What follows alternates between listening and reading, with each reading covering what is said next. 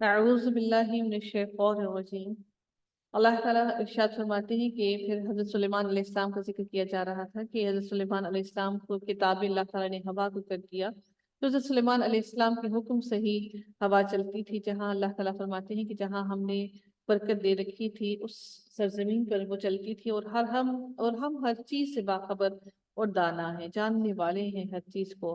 اسی طرح سے بہت سے شیاطین بھی ہم نے اس کے تابع کیے تھے، یعنی کہ جنات بھی اور شیاطین بھی اللہ تعالیٰ نے حضرت سلیمان علیہ السلام کے تابع کیے تھے، جو اس کے فرمان سے غوطے لگاتے تھے اور اس کے سوا بھی بہت سے کام کرتے تھے۔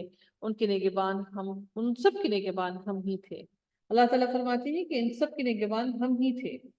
ایسا نہیں ہے کہ حضرت سلیمان علیہ السلام اپنی ہی اس میں مرضی سے سب کچھ کرتے تھے، اور جنات بھی حضرت سلیمان علیہ السلام کے جو تابع تھے ان کے حکم سے سمندروں میں غوطے لگاتے اور موتی اور جواہر نکال کر لاتے تھے، اور اسی طرح دیگر عمارتیں بھی وہ بناتے جو آپ چاہتے ہیں وہ آپ کے لیے بنا کھڑا کرتے۔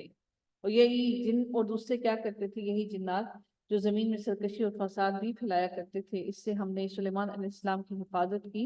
اور اللہ تعالیٰ فرماتے ہیں کہ ہم ان کے نگہبان کن کے تھے، حضرت سلیمان علیہ السلام کی، کہ وہ زمین میں تو سرکشی پھیلاتے تھے، لیکن اللہ تعالیٰ نے ان کو حضرت سلیمان علیہ السلام کو ان کی سرکشی سے محفوظ رکھا۔ وہ کیسے کہ جنات حضرت سلیمان علیہ السلام کے تخت کے سامنے ان کے تخت کو ٹچ نہیں کر سکتے تھے۔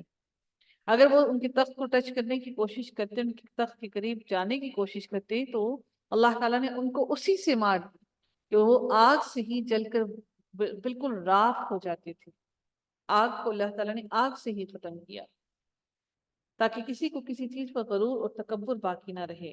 پھر ذکر ہوتا ہے حضرت ایوب علیہ السلام کا کہ اللہ تعالیٰ پھر ارشاد فرماتے ہیں کہ اور ایوب علیہ السلام کی اس حالت کو یاد کرو جبکہ اس نے اپنے پروردگار کو پکارا کہ مجھے یہ بیماری لگ گئی ہے، اور تو رحم کرنے والوں میں سب سے زیادہ رحم کرنے والا ہے۔ اور حضرت ایوب علیہ السلام نے اپنا صبر کا پیمانہ نہیں چھوڑا، اور اللہ تعالیٰ نے جب ان کو بیماری دی تو ان کی اللہ تعالیٰ نے ان کو ہر طرح کی آزمائش میں مبتلا کیا۔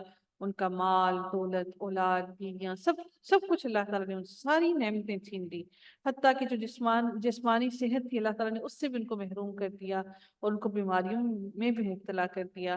اور یہ آزمائشیں حضرت ایوب علیہ السلام پر 18 سال یہ آزمائشیں رہیں، اور 18 سال تک وہ اللہ تعالیٰ کی بارگاہ میں دعا کرتے رہے۔ سوچئے کہ نبی پر بھی 18 سال تک یہ آزمائشیں رہیں۔ ہم 1 سال، 2 سال، 1 مہینے، 2 مہینے کی آزمائشیں اگر ہمارے سر پہ آ جائیں، خدا نہ خواستہ کوئی بھی، ہم بڑے کمزور ہیں، اور ہم پکار اٹھتے ہیں اللہ ہم سے نہیں ہوتا، اللہ تو ہم پر، بس کیا تجھے ہم ہی ملے ہیں؟ 18 سال کی چھوٹی مدت نہیں ہوتی ہے۔ اسی طرح نبی اکرم صلی اللہ علیہ وآلہ وسلم پر جو جادو ہوا، اس جادو کا بھی اثر ان پر 18 سال تک رہا، اور نبی اکرم صلی اللہ علیہ وآلہ وسلم 18 سال تک اذکار کرتے رہے، اللہ تعالیٰ سے دعائیں کرتے رہے، اور اللہ تعالیٰ سے مدد مانگتے رہے۔ تو تمام انبیاء کو اللہ تعالیٰ نے آزمائش میں ڈالا۔ سوچئے 18 سال کوئی چھوٹی مدت نہیں ہے، بچہ جوان ہو جاتا ہے، جوان بوڑھا ہو جاتا ہے۔ اتنے سالوں تک ہم کہتے ہیں وہ جوانی تو چلی گئی، اب کیا فائدہ اس آسائش کا، اب کیا فائدہ کہ شوہر سیدھا ہو جائے، اب کیا فائدہ، زندگی کے مزے تو جوانی میں تھے۔ بڑے بڑے علماء کو بھی میں نے یہ سننا ہے، جوانی تو اصل تو مزہ جوانی کا ہے۔ کیا معلوم اللہ نے کسی کی آزمائش جوانی میں رکھی، کسی کی بڑھاپے میں رکھی، اس کی آزمائشوں کے وقت ہیں، اوقات ہیں، ہم نہیں جانتے اس کے بارے میں، لیکن وہ رب کائنات بہتر جانتا ہے اس بارے۔ پھر اللہ رب العزت ارشاد فرماتے ہیں کہ تو ہم نے اس کی سن لی، اور جو دکھ انہیں تھا اسے دور کر دیا، اور اس کو اہل و عیال عطا فرمائے، بلکہ ان کے ساتھ ویسے ہی اور خاص مہربانی سے، تاکہ سچے بندوں کے لیے سبب نصیحت ہو۔ اور پھر اسماعیل اور ادریس اور ذوالکفل کا ذکر ہوتا ہے، اور پھر اللہ تعالیٰ یہ بھی ارشاد فرماتے ہیں کہ یہ سب کے سب صابر لوگ تھے۔ یہ سب کے سب کون لوگ تھے؟ صابر تھے، صبر کرنے والے لوگ تھے۔ اللہ تعالیٰ نے ان سب کے بارے میں ارشاد یہی فرمایا کہ یہ سب کے سب صبر کرنے والے تھے۔ پھر مچھلی والے حضرت یونس علیہ السلام کو بھی ذکر کیا کہ ان کو یاد کرو جبکہ وہ غصے سے چل دیا اور خیال کیا کہ ہم اسے نہ پکڑ سکیں گے۔ بالآخر وہ اندھیروں کے اندر سے پکار اٹھا کہ الہی تیرے سوا کوئی معبود نہیں، تو پاک ہے، بے شک میں ظالموں میں ہو گیا، بے شک میں ظالموں میں سے ہو گیا۔ پھر اللہ تعالیٰ پھر ارشاد فرماتے ہیں، یعنی کہ اللہ تعالیٰ کی حضرت یونس علیہ السلام اللہ تعالیٰ کے حکم کے بغیر ہی اس بستی سے نالا ہو کر چلے گئے۔ پھر اللہ تعالیٰ نے اس بستی کو بغیر کسی نبی کے ہی، اس سے مراد یہ سمجھ لیجیے کہ اس سے مراد کیا ہے کہ اللہ تعالیٰ جب کسی کو ہدایت دینا چاہتا ہے تو وہ اللہ تعالیٰ اس قوم کو، اس بستی کو بغیر کسی نبی کے بھی دے دیتا ہے۔ تو وہ حضرت یونس علیہ السلام کی موجودگی کے بغیر ہی اللہ تعالیٰ نے ان ساری قوم کے، ان سب لوگوں کو ہدایت عطا کر۔ تو اللہ تعالیٰ نبی اس لیے بھیجتے ہیں تاکہ اللہ تعالیٰ اپنی حجت پوری کرتے، کوئی یہ نہ سمجھے کہ اللہ نے ہمیں ایسے ہی عذاب میں گھیر دیا تاکہ اللہ تعالیٰ کہ اللہ پر کوئی حجت باقی نہ رہے۔ تو ہم نے اس کی پکار سن لی اور اسے غم سے نجات دی، اور ہم ایمان والوں کو اسی طرح بچا لیا کرتے ہیں۔ اور پھر زکریا علیہ السلام کا ذکر کیا جا رہا ہے کہ جب اس نے اپنے رب سے دعا کی کہ اے میرے پروردگار مجھے تنہا نہ چھوڑنا، ربی لا تذرنی فردا وانت خیر الوارثین، کہ اے پروردگار تو مجھے تنہا نہ چھوڑنا، تو سب سے بہتر وارث عطا کرنے والا ہے، تو سب سے بہتر وارث ہے، سب سے بہتر وارث ہے، تو مجھے اکیلا نہ چھوڑنا، تو مجھے تنہا نہ چھوڑ۔ وَأَنْتَ خَيْرُ الْوَارِثِينَ، ہم نے اس کی دعا کو قبول فرما کر اسے یحییٰ علیہ السلام عطا فرمایا اور ان کی بیوی کو ان کے لیے درست کر دیا۔ یہ بزرگ لوگ نیک کاموں کی طرف جلدی کرتے تھے اور ہمیں لالچ اور طمع اور ڈر خوف سے پکارتے تھے، یعنی کہ لالچ کیا؟ آخرت کا لالچ، رغبت سے کاٹتے تھے، اور ہمارے سامنے عاجزی کرنے والے تھے۔ اور وہ پاک دامن بیوی جس نے اپنی عصمت کی حفاظت کی، ہم نے اس کے اندر اپنی روح سے پھونک دی اور خود انہیں اور ان کے لڑکے کو تمام جہان کے لیے نشانی بنا دیا۔ یہ کون پاک دامن عورت تھی؟ جلدی بتائیے گا۔ حضرت مریم، جی حضرت مریم، حضرت حضرت مریم۔ بارک اللہ، جی بالکل ایسا ہی ہے۔ ان هذه امتکم امۃ واحدہ، یہ تمہاری امت ہے جو حقیقت میں ایک ہی امت ہے، اور میں تم سب کا پروردگار ہوں، بس تم میری ہی عبادت کرو۔ مگر لوگوں نے آپس میں اپنے دین میں فرقہ بندیاں کر دیں، سب کے سب ہماری طرف ہی لوٹنے والے ہیں۔ پھر جو بھی نیک عمل کرے اور وہ مومن بھی ہو تو اس کی کوشش کی بے قدری نہیں کی جائے گی، ہم تو اس کے لکھنے والے ہیں۔ اور جس بستی کو ہم نے ہلاک کر دیا اس پر لازم ہے کہ وہاں کے لوگ پلٹ کر نہیں آئیں گے۔ جس بستی کو ہم نے ہلاک کر دیا وہ واپس پلٹ کر نہیں آئیں گے۔ انہم لا یرجعون، وہ رجوع نہیں کریں گے۔ حتی اذا فتحت یاجوج وماجوج وهم فی من کل حدب ینسلون، پھر اللہ تعالیٰ پھر کیا ارشاد فرماتے ہیں کہ ارشاد باری تعالیٰ ہوتا ہے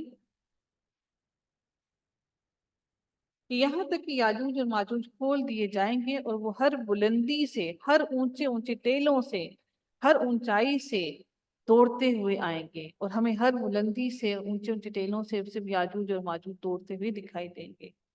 وَاقْتَرَبَ الْوَعْدُ، اور سچا وعدہ قریب آ لگے گا۔ کون سا سچا وعدہ؟ قیامت کا۔ اس وقت کافروں کی نگاہیں پھٹی کی پھٹی رہ جائیں گی کہ ہائے افسوس، ہم اس حال سے غافل تھے، بلکہ ہم قصوروار تھے، ہم غافل ہی رہے اور ہم نے نہیں مانا اللہ کے اس حکم کو۔ تم اور اللہ کے سوا جن جن کی عبادت کرتے ہو سب دوزخ کا ایندھن بنو گے، تم سب دوزخ میں جانے والے ہو۔ اگر یہ سچے معبود ہوتے تو یہ جہنم میں داخل نہ ہوتے، اور سب کے سب اسی میں ہمیشہ رہنے والے ہیں۔ وہ وہاں چلا رہے ہوں گے اور وہاں کچھ بھی نہ سن سکیں گے، خود اپنی ہی آوازوں میں چلا رہے ہوں گے اور اپنی ہی آوازیں سنیں گے، اس کے علاوہ وہ کچھ بھی نہ سنیں گے۔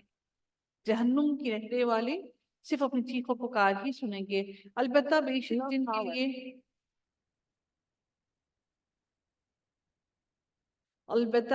جن کے لیے ہماری طرف سے نیکی پہلے ہی ٹھہر چکی ہے، وہ سب جہنم سے دور ہی رکھے جائیں گے، وہ تو دوزخ کی آہٹ تک نہ سنیں گے، اور اپنی من بھاتی چیزوں میں ہمیشہ رہنے والے ہوں گے۔ وہ بڑی گھبراہٹ بھی انہیں غمگین نہ کر سکے گی، اور فرشتے انہیں ہاتھ لیں گے کہ یہی تمہارا وہ دن ہے جس کا تم سے وعدہ کیا جاتا تھا۔ जिस दिन हम आसमान को यूं लपेट लेंगे, जिस दिन हम आसमान को यूं लपेट लेंगे जैसे अल्लाह ताला फरमाते हैं कि औराक लपेट लिए जाते हैं। जैसे कि हमने अव्वल दफा पैदाइश की थी, इसी तरह दोबारा करेंगे। ये सब हमारे जिम्मे वादा है और हम इसे जरूर करके रहेंगे। ये सब वादे हैं हमारी तरफ। हम जबूर के अंदर नसीहत के बाद ये लिख चुके हैं कि जमीन के वारिस मेरे नेक बंदे ही होंगे। अल्लाह ताला ने जबूर में भी यही लिख दिया कि अल्लाह के नेक बंदे ही जमीन में वारिस होंगे। और हमने अल्लाह ताला इरशाद फरमाते हैं कि इबादत गुजार बंदों के लिए तो इसमें एक बड़ा पैगाम है, इसमें बड़ा पैगाम है। लिबलागल लिकौमिन आबिदीन वमा अरसलनाका इल्ला रहमतल लिल आलमीन। और हमने आपको, नबी सल्लल्लाहु अलैहि वसल्लम को के लिए फरमा रही हैं कि हमने आपको तमाम जहान वालों के लिए रहमत बनाकर भेजा है। हमने तमाम जहान वालों के लिए आपको रहमत बनाकर भेजा है। कह दीजिए मेरे पास तो बस वही की जाती है कि तुम सबका माबूद एक ही है, तो क्या तुम भी इसकी फरमाबरदारी करने वाले हो? फिर अगर ये मुंह मोड़ लें तो कह दीजिए कि मैंने तुम्हें यकसा तौर पर खबरदार कर दिया, मैं तुम्हें सिर्फ खबरदार करने के लिए ही आया हूँ। मैंने तुम्हें पूरी तरह से खबरदार कर दिया है और मुझे इल्म नहीं कि जिसका वादा तुमसे किया जा रहा है उस क़यामत का वादा वो कितने करीब है और कब तुम तक पहुंच जाएगी, मैं उसके बारे में नहीं जानता। अलबत्ता अल्लाह ताला तो खुली और जाहिर बात को बखूबी जानता है, और जो तुम छुपाते हो उसे भी वो जानता है। व इन अदरी लअल्लहु फितनतुल लकुम व मताउन इला हीन। और इरशाद होता है मुझे इसका भी इल्म नहीं, मुमकिन है ये तुम्हारी आजमाइश हो और एक मुकर्ररा वक्त तक फायदा पहुंचाना है। एक मुकर्ररा वक्त यानी कि अल्लाह ताला ने एक वक्त लिख दिया है जब तक तुम्हें जमीन पर फायदा उठाना है। क़ाल रब्बिहकुम बिलहक़। खुद नबी अकरम सल्लल्लाहु अलैहि वसल्लम ने कहा, ए रब इंसाफ के साथ फैसला फरमा। और हमारा रब बड़ा मेहरबान है, जिससे मदद तलब की जाती है उन बातों पर जो तुम बयान करते हो। अल्लाह ताला से ही मदद की मांगी जाती है, यानी मेरी बारे में जो तुम मुख्तलिफ बातें करते रहते हो या अल्लाह के लिए औलाद ठहराते हो, उन सब बातों के मुकाबले में वो रब ही मेहरबानी करने वाला है और वही मदद करने वाला है। सूरह हज का आगाज होता है और जिसके नज़ूल के एतबार से ये 103 नंबर पर है और कुरान के अंदर का 22 नंबर है। आयात इसकी 78 है और 10 रकू हैं। बिस्मिल्लाहिर्रहमानिर्रहीम। या अय्युहन्नासुत्तक़ू रब्बकुम इन्ना ज़ल्ज़लतस्साअति शैअन अज़ीम। अल्लाह रब्बुल इज़्ज़त इरशाद फरमाते हैं, ए लोगो अपने परवरदिगार से डरो। बिलाशुबा क़यामत का ज़ल्ज़ला बहुत ही बड़ी चीज़ है। क़यामत के दिन ज़ल्ज़ला होगा, बहुत शिद्दत का ज़ल्ज़ला होगा। और अल्लाह ताला उस ज़ल्ज़ले के से डराते हुए फरमाते हैं कि बेशक क़यामत के दिन का ज़ल्ज़ला बहुत ही बड़ा ज़ल्ज़ला होगा। अब उस दिन का मज़ीद एलैबोरेट किया जा रहा है अगली ही आयत के अंदर कि जिस दिन तुम उसे देख लोगे, हर दूध पिलाने वाली माँ अपने दूध पीते बच्चे को भूल जाएगी और तमाम हमल वालियों के हमल गिर जाएंगे। और तू देखेगा कि लोग मदहोश दिखाई देंगे। मदहोश क्यों? अजाब के खौफ से। उनकी आंखें सुकारा, जैसे चुंधिया नहीं जाती आंखें, वैसी हो जाएंगी। वतरन नासा सुकरा। तुम देखोगे सब की सब आंखों में लोगों की जैसे बावले हुए फिरते हैं, पागल हुए फिरते हैं, दीवाने हुए फिरते हैं। वमा हुम बिसुकरा वलाकिन्न अज़ाबल्लाहि शदीद। किस वजह से ये मतवाले क्यों होंगे? उधर हकीकत हालांकि उधर हकीकत पागल नहीं होंगे, ना मदहोश होंगे, लेकिन अल्लाह का अज़ाब ही बड़ा सख्त है। इस अज़ाब को देखकर वो मदहोश हुए फिरेंगे, पागलों की तरह, कहीं डर और खौफ से कि कहीं हम बच जाएं। वमिनन्नासि मन युजादिलु फिल्लाहि बिगैरि इल्म। अल्लाह ताला फिर इरशाद फरमाते हैं, बाज लोग अल्लाह के बारे में बातें बनाते हैं और वो भी बेइल्मी के साथ, और हर सरकश शैतान की पैरवी करते हैं जिस पर क़ज़ाए इलाही। जब हम कहते हैं ना कोई मर गया तो रज़ाए इलाही से फौत हो गया, नहीं, अल्लाह का हुक्म जो होता है वो क़ज़ा होता है, क़ज़ाए इलाही।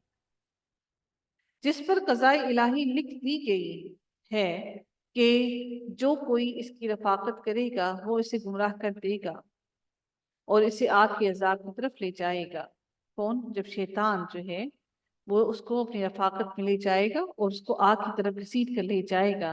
یا ایھا الناس، اے لوگو، اگر تمہیں مرنے کے بعد بھی جی اٹھنے میں شک ہے تو سوچو، ہم نے تمہیں مٹی سے پیدا کیا، پھر نطفے سے، پھر خون سے، پھر گوشت کے لوتھڑے سے، جو صورت دیا گیا اور بے نقشہ تھا۔ یعنی کہ جب اللہ تعالیٰ نے انسان کو پہلی دفعہ بنایا، جب لوتھڑا جب تھوڑا سا بنتا ہے تو اس کی صورت کوئی نہیں ہوتی ہے۔ اللہ تعالیٰ صرف ایک لوتھڑے کو بس ایک اکٹھا کرتے ہیں اور پھر اللہ تعالیٰ اس کی صورت بعد میں دیتے ہیں، اس کا کوئی نقشہ نہ تھا۔ یہ ہم تم پر ظاہر کر دیتے ہیں۔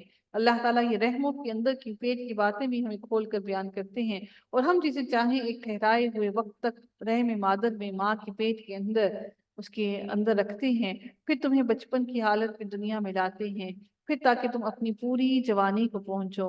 تم میں سے بعض تو وہ ہیں جو فوت کر لیے جاتے ہیں اپنے بچپن میں ہی اور کچھ جوانی میں ہی، اور بعض بے غرض عمر کی طرف وہ پھر سے لوٹا دیے جاتے ہیں، جو ایک بڑھاپے کی عمر تک پہنچتے ہیں کہ وہ ایک چیز سے باخبر ہونے کے بعد پھر بے خبر ہو جائے۔ تو دیکھتا ہے کہ زمین بنجر اور خشک ہے، پھر جب ہم اس پر بارشیں برساتے ہیں تو وہ ابھرتی ہے اور پھولتی ہے اور ہر طرح کی کھیتی نکالتی ہے اور ہر قسم کی رونق دار نباتات اگاتی ہے۔ یہ سب اللہ تعالیٰ نے ایک ہی آیت کے اندر انسان کی تخلیق کے ساتھ ساتھ، اس کی تمام تخلیق کے تمام مراحل کے ساتھ ساتھ اللہ رب العزت نے کس کے مرحلے کو بیان کیا؟ زمین کے اندر سے بھی اللہ تعالیٰ اسی طرح سے نباتات کو اگاتا ہے، بالکل ایسے ہی جیسے اللہ رب العزت انسان کے بارے میں اللہ نے بیان فرمایا۔ جی فوزیہ، آپ نے ہینڈ ریز کیا ہوا ہے۔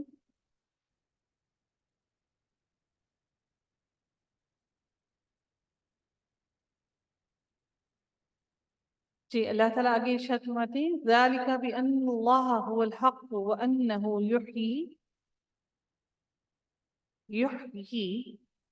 يحيي الموتى وأنه على كل شيء قدیر۔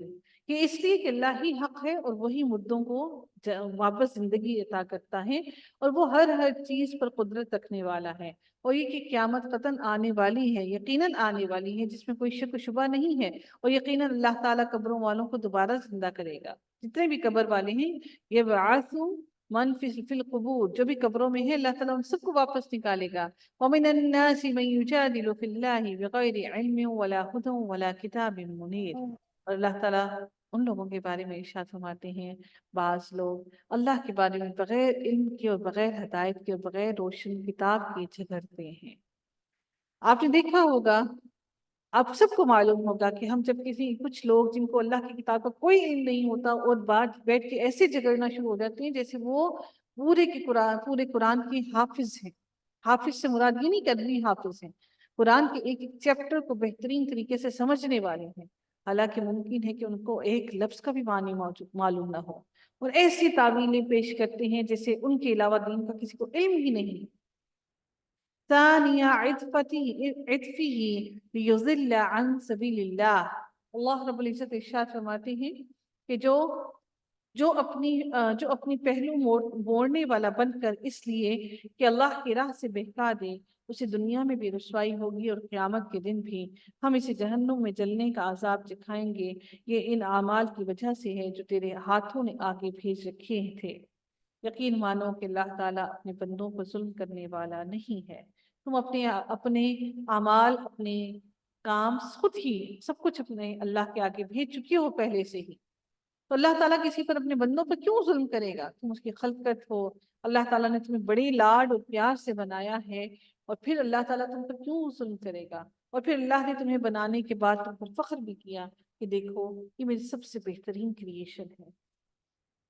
بعض لوگ ایسے بھی ہیں کہ ایک کنارے پر کھڑے ہو کر اللہ کی عبادت کرتے ہیں، اگر کوئی نفع مل گیا تو دلچسپی لینے لگتے ہیں کہ ہمیں نفع مل گیا ہے، دلچسپی لینے لگتے ہیں، اور اگر کوئی آفت آ گئی تو اسی وقت منہ پھیر لیتے ہیں۔ انہوں نے دونوں جہان کا نقصان اٹھا لیا، واقعی یہ کھلا نقصان ہے، یہ بڑا کھلا نقصان ہے۔ جب نعمتیں اللہ کی ملتی ہیں تو اللہ تعالیٰ کی پلٹ آتے ہیں، اللہ تعالیٰ کی طرف آ جاتے ہیں، اور جب نعمتیں ان سے چھن جاتی ہیں تو واویلیں مچانا شروع کر دیتے ہیں۔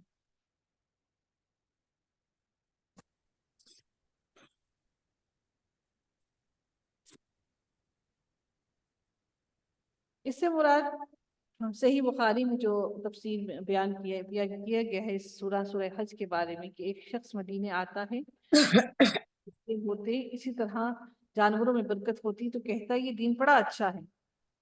جب اس کو برکتیں ملتی ہیں دین کے اندر، جب مدینہ ہجرت کر کے آتا، کیونکہ مسلمانوں کا سب کچھ مکہ میں تھا، وہاں پہ سب کچھ چھوڑ چھاڑ کے آئے تھے، تو جب وہاں پہ مدینہ میں اس کو برکتیں ملتی تو بڑا خوش ہوتا، کہتا کہ دین بڑا اچھا ہے۔ اور جب اللہ تعالیٰ ان کی طرف سے کوئی تنگی لے آتا تو وہ کہتے کہ دین تو بہت ہی برا ہے۔ بعض روایات میں یہ معاملہ جو تھا نو مسلم جو لوگ نئے نئے مسلم ہوئے تھے عرابیوں کا، ان کا بیان کیا جاتا ہے کہ یہ عرابی لوگ تھے جو ایسا کیا کرتے تھے۔ پھر اللہ تعالیٰ ارشاد فرماتے ہیں کہ اللہ کے سوا انہیں پکارا کرتے ہیں جو انہیں نقصان اور نفع نہیں پہنچا سکتے، یہی تو بڑی گمراہی ہے جس کے اندر وہ ڈوب رہے ہیں۔ قریب ہے یقیناً اسے پکارتے ہیں جس کا نقصان اس کے نفع سے زیادہ قریب ہے۔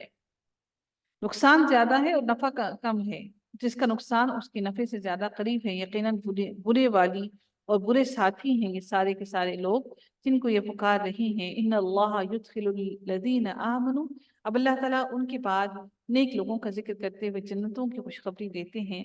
اللہ تعالیٰ فرماتے ہیں کہ اس وجہ سے ہے جو وہ نیک عمل کرتے رہے دنیا میں اور صبر کرتے رہے اور اس پر استقامت بھی اللہ نے ان کو عطا کی۔ جس کا یہ خیال ہو کہ اللہ تعالیٰ اپنے رسول کی مدد دونوں جہان میں نہ کرے گا، وہ اونچائی پر ایک رسہ باندھ کر اپنے حلق میں پھندا ڈال کر اپنا گلا گھونٹ لے، پھر دیکھ لے کہ اس کی چالاکیوں سے وہ بات ہٹ جاتی ہے جو اسے تڑپا رہی ہے۔ اب اس سے مراد کیا لی جاتی ہے کہ جو یہ چاہتا ہے کہ اللہ تعالیٰ اپنے پیغمبر کی صلی اللہ علیہ وسلم کی مدد نہ کرے کیونکہ اس کے غلبہ اور فتح سے اسے تکلیف ہوتی ہے، تو وہ اپنے گھر کی چھت پر رسی لٹکا کر اپنے گلے میں اس کا پھندا لے کر اپنا گلا گھونٹ لے۔ شاید یہ خودکشی اسے غیظ و غضب سے بچا لے، یعنی کہ جو غصہ اس کو ہے نبی کریم صلی اللہ علیہ وآلہ وسلم کی فتح ملنے پر اس کو بڑی تکلیف پہنچتی ہے، شاید یہ خودکشی اس کو اس غیظ و غضب سے بچا لے جو وہ محمد صلی اللہ علیہ وآلہ وسلم کے بڑھتے ہوئے اثر و رسوخ کو دیکھ کر اپنے دل میں پاتا ہے۔ اس صورت میں سما سے مراد گھر کی چھت ہے، اور دوسرے معنی ہے کہ وہ ایک رسہ لے کر آسمان پر چڑھ جائے اور آسمان سے جو بہی یا مدد آتی ہے اس کا سلسلہ ختم کر دے، یعنی کہ آسمان کی طرف چڑھ جائے اور وہ کوشش کرے کہ وہ جو سلسلہ آسمان سے نبی کریم صلی اللہ علیہ وسلم کی طرف آ رہا ہے تو اس کو وہ روک لے اور دیکھیے کہ کیا اس کے بعد اس کا کلیجہ ٹھنڈا ہو گیا یا نہیں ہوا۔ اگلی آیت میں اللہ تعالیٰ ارشاد فرماتے ہیں وَكَذَلِكَ أَنزَلْنَاهُ آيَاتٍ بَيِّنَاتٍ، ہم نے اسی طرح اس قرآن کو واضح آیتوں میں اتارا ہے، جسے اللہ چاہے ہدایت نصیب فرماتا ہے اور جس کو چاہتا ہے بھٹکا دیتا ہے۔ بے شک اہل ایمان اور یہودی اور صابی اور نصرانی اور مجوسی اور مشرکین، ان سب کے دن قیامت کے روز خود اللہ تعالیٰ فیصلہ کر دے گا۔ اللہ تعالیٰ ہر چیز پر گواہ ہے۔ اب مجوسی کون لوگ تھے؟ مجوس سے مراد ایران کے آتش پرست لوگ ہیں جو دو خداؤں کے قائل ہیں، ایک ظلمت کا خالق یعنی کہ ایک برائیوں کا خالق اندھیروں کا، اور دوسرا نور کا، جسے وہ ہر طرح سے ان کو مانتے تھے اور کہتے تھے کہ ایک اندھیروں کا خالق ہے اور ایک روشنیوں کا خالق ہے۔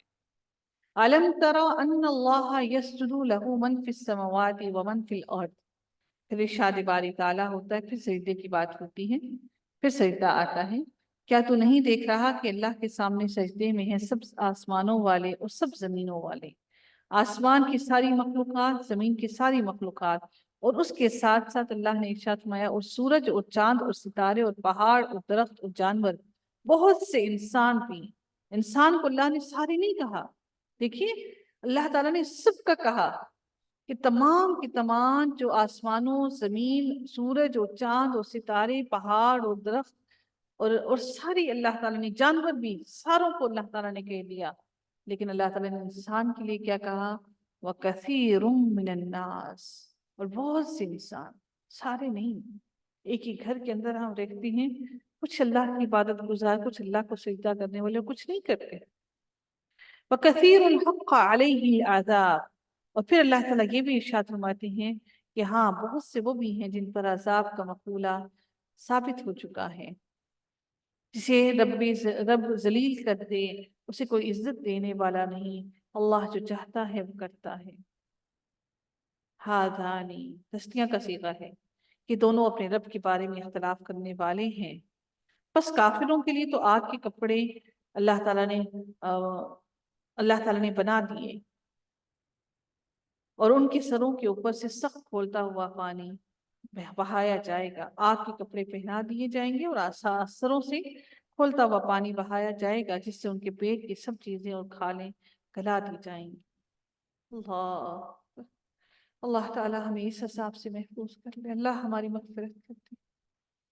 وَلَهُم مَّقَامِعُ مِنْ حَدِيدٍ، اور ان کی سزا کے لیے لوہے کے ہتھوڑے ہیں۔ مقامع من حدید، لوہے کے ہتھوڑے ہیں کہ جب بھی وہاں کے غم سے نکل بھاگنے کا ارادہ کریں گے وہیں لوٹا دیے جائیں گے، اور کہا جائے گا جلنے کا عذاب چکھو، عذاب الحریق، چکھو اس جلنے کے عذاب۔ ان اللہ، ایمان والوں اور نیک کام والوں کو اللہ تعالیٰ نے پھر جنتوں کا وعدہ کیا، پھر ان کی وہی اللہ تعالیٰ نے ساری کی ساری باتیں بیان کی جنتوں کی، اور پھر ان کو یہ بھی کہا کہ ان کو ریشم کا لباس بھی پہنایا جائے گا، اور ان کو سونے کے کنگن پہنائے جائیں گے، اور سچے موتیوں کے ان کو ہار پہنائے جائیں گے۔ اللہ تعالیٰ نے دونوں چیزوں کو کھول کھول کر بیان کیا، اور پھر مجھے اور آپ کو یہ عقل و شعور بھی دے دیا کہ اب تم کوشش کرو، باغ دھوڑ لگاؤ کہ دیکھو تم کس کی طرف چاہتے ہو۔ جن لوگوں نے کفر کیا اور اللہ کی راہ سے روکنے لگے، اور اس حرمت والی مسجد سے، یعنی کہ اللہ تعالیٰ کی مسجد سے، حرمت والی سے، حرم سے روکنے لگے، اس حرمت والی مسجد سے بھی ہم نے تمام لوگوں کے لیے مساوی کر دیا، برابر کر دیا، وہیں کے رہنے والے ہوں یا باہر کے ہوں، سب کے لیے اللہ تعالیٰ نے مسجد حرم کو سب کے لیے برابر کر دیا ہے۔ جو بھی ظلم کے ساتھ وہاں پر جھگڑا کرے یا لڑائی کرے اور اس کا ارادہ کرے، ہم اسے دردناک عذاب چکھائیں گے۔ اور جبکہ ہم نے ابراہیم علیہ السلام کو کعبہ کے مکان کی جگہ مقرر کر دی، اس شرط پہ کہ میرے ساتھ کسی کو شریک نہ کرنا، اور میرے گھر کا طواف، قیام، رکوع، سجدہ کرنے والوں کے لیے پاک صاف رکھنا میرے اس گھر کو۔ اور اللہ تعالیٰ پھر ارشاد فرماتے ہیں، اللہ رب العزت کا ارشاد باری تعالیٰ ہوتا ہے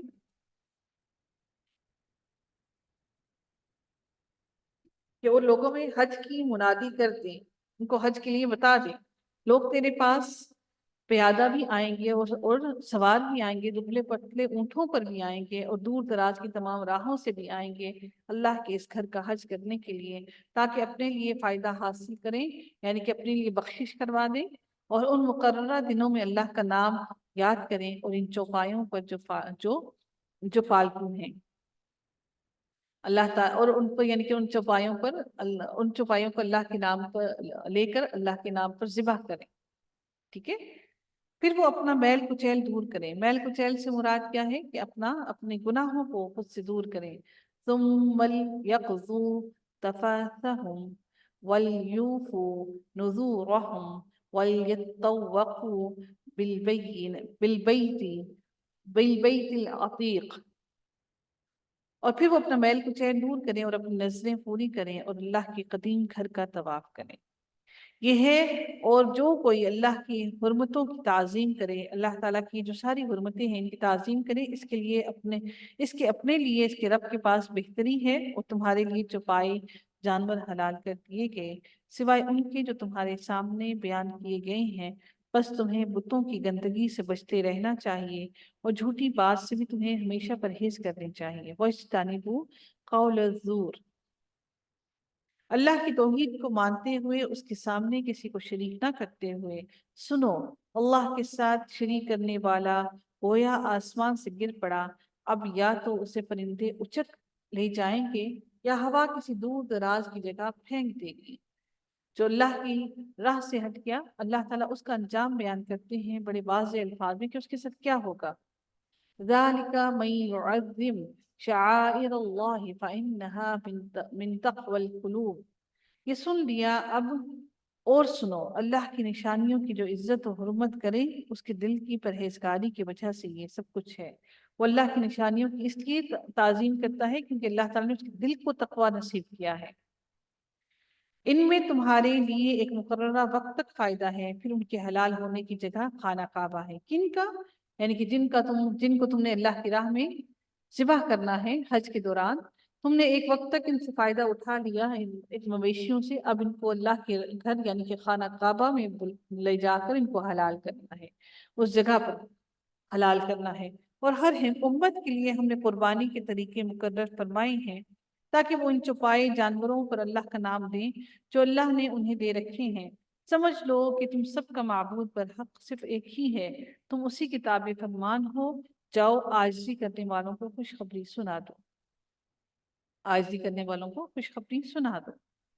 پھر اللہ تعالیٰ اگلی آیت میں ارشاد فرماتے ہیں کہ انہیں کہ جب اللہ کا ذکر کیا جائے ان کے دل تھر تھرا جاتے ہیں۔ جو تقوی کرنے والے ہیں، تقوی کرنے والوں کے لیے اللہ کا ذکر کرتے ہوئے ان کا دل لازماً تھر تھراتا ہے اور وہ تھر تھرا جاتے ہیں۔ انہیں جو برائی پہنچے اس پر صبر کرتے ہیں، نماز قائم کرنے والے ہیں، اور جو کچھ ہم نے انہیں دے رکھا ہے وہ اس میں سے بھی لوگوں کو دیتے ہیں، خرچ کرتے ہیں۔ اللہ تعالیٰ نے بار بار یہ کہا کہ جو ہم نے تمہیں عطا کیا ہے، وَالْبَدْنُ جَعَلْنَاهَا لَكُمْ مِنْ شَعَائِرِ اللَّهِ لَكُمْ فِيهَا خَيْرٌ۔ قربانی کے اونٹوں کو ہم نے تمہارے لیے اللہ تعالیٰ کی نشانیوں میں شامل کر دیا ہے، ان میں تمہیں نفع ہے، ان اونٹوں میں، ان قربانی میں بھی۔ بس انہیں کھڑا کر کے ان پر اللہ کا نام لو، کھڑا کر کے ان کو ذبح کیا جاتا، لٹا کر نہیں کیا جاتا۔ یہ قرآن میں لکھا ہوا ہے، ہر چیز کا حکم ہمیں قرآن سے مل جاتا ہے۔ پھر جب ان کے پہلو زمین سے لگ جائیں اسے خود بھی کھاؤ اور مسکین سوال سے رکنے والوں اور سوال کرنے والوں کو بھی کھلاؤ۔ کچھ ایسے ہیں جو اپنی سفید پوشی کی وجہ سے سوال نہیں کرتے ہیں، اور کچھ ایسے ہیں جو سوال بھی کرتے ہیں، تو دونوں کو کھلانے کا حکم ہے۔ اسی طرح ہم نے چوپایوں کو تمہارے ماتحت کر دیا ہے کہ تم شکر گزاری کرو تاکہ تم شکر کرنے والے بن جاؤ۔ لن ينال الله لحومها ولا دماؤها ولكن يناله التقوى منكم۔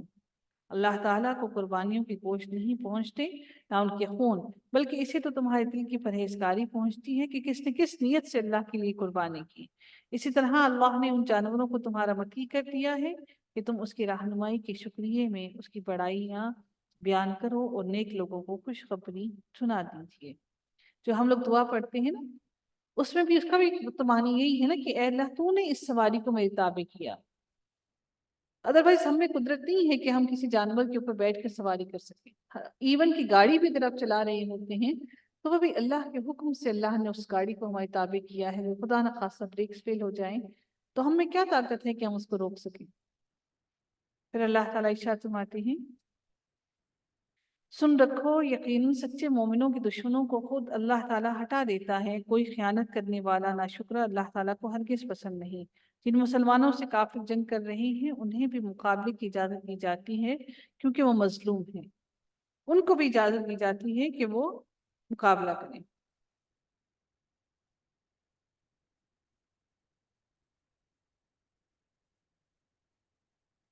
بے شک ان کی مدد پر اللہ تعالیٰ قادر۔ اب اس سے مراد اس کے دو مقصد بیان کیے جاتے ہیں کہ مظلومیت کا خاتمہ اور اللہ تعالیٰ کا کلمہ اس کو بلند کرنا، اس لیے کہ مظلومین کی مدد اور ان کی دادرسی نہ کی جائے تو پھر دنیا میں ضرور کمزوروں کے لیے اللہ تعالیٰ وسیلے کوئی نہ کوئی بنا دیتا ہے، اور ان لوگوں کے لیے اللہ تعالیٰ ان کو ضرور مدد پہنچاتا ہے۔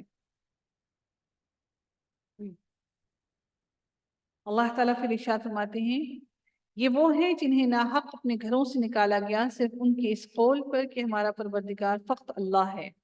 اگر اللہ تعالیٰ لوگوں کو آپس میں ایک دوسرے سے نہ روکتا رہتا تو عبادت خانے اور گرجا گھر اور یہودیوں کے معبود اور وہ مسجدیں بھی ڈھا دی جاتی جہاں اللہ کا نام بکثرت لیا جاتا ہے۔ جو اللہ کی مدد کرے گا اللہ بھی ضرور اس کی مدد کرے گا۔ بے شک اللہ تعالیٰ بڑی قوتوں والا، بڑے غلبے والا ہے۔ یہ وہ لوگ ہیں کہ اگر ہم زمین میں ان کے پاؤں جما دیں تو یہ پوری پابندی سے نمازیں قائم کریں اور زکوٰۃ دیں اور اچھے کاموں کا حکم کریں اور برے کاموں سے روکیں۔ اللہ تعالیٰ ان کی مدد کرنے کے بارے میں بیان کر رہے ہیں، اور تمام کاموں کا انجام اللہ تعالیٰ کے ہی اختیار میں ہے۔ اگر یہ لوگ آپ کو جھٹلائیں تو کوئی تعجب کی بات نہیں، تو ان سے پہلے نوح کی قوم اور عاد کی قوم اور سمود والوں نے بھی ایسے ہی کیا، ان سب نے بھی ایسے ہی نبیوں کو جھٹلایا۔ اور در حقیقت اللہ تعالیٰ فرماتے ہیں کہ وہ اے نبی آپ کو نہیں جھٹلا رہے بلکہ وہ اللہ کے کلام کو جھٹلا رہے ہیں۔ اور پھر مدین والوں کا بھی ذکر کیا کہ انہوں نے بھی اپنے نبی کو ایسے ہی جھٹلایا، اور موسیٰ علیہ السلام کو بھی جھٹلایا گیا، اور ایسے ہی تمام کے تمام لوگوں کے لیے اللہ تعالیٰ ارشاد فرماتے ہیں کہ سب کو اللہ تعالیٰ دردناک عذاب دے گا۔ پھر اللہ تعالیٰ ارشاد فرماتے ہیں کہ بہت سی بستیاں ہیں جنہیں ہم نے تہ و بالا کر دیا، اوپر کا نیچے اور نیچے کا اوپر کر دیا، اور پس وہ اپنی چھتوں کے بل اونھی ہوئی پڑی ہیں،